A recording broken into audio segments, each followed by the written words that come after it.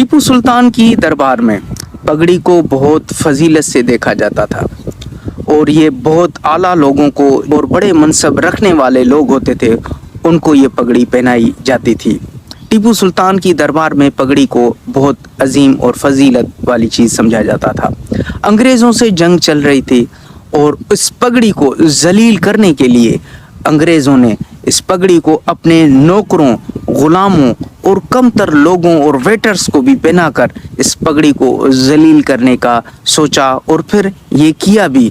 आज भी आप देखेंगे कि बड़े बड़े होटलों में जो गेट पर बाहर खड़े होते हैं, उनको ये शाही लिबास पहनाकर बादशाहों के दरबार के जो अजीम और फजीलत रखने वाले लोग होते हैं, उनको जलील करने की ये अलामत जो है वो अंग्रेज़ों ने ही डाली थी। टीपू सुल्तान की रियासत में एक सूबेदार का ओहदा गवर्नर के ओहदे के बराबर होता था।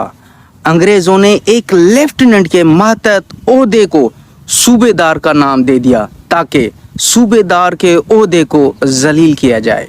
टीपू सुल्तान के वजीर खुराक के मनसब को खानसामा कहा जाता था। अंग्रेज़ों ने इस लफ्ज़ को जलील करने के लिए बावर्ची को ये नाम दे दिया।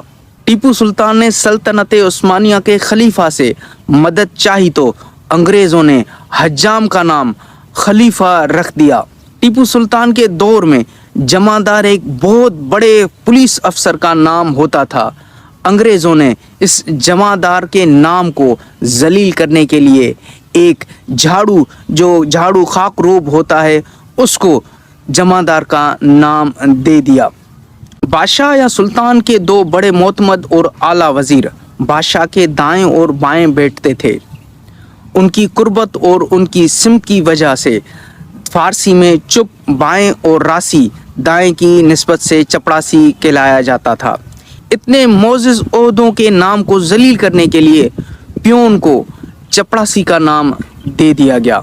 और हमारी फर्मा बरदारी देखें कि हम आज तक नफ़रत और तज़लील की इस मीरास को गले से लगाए फिर रहे हैं।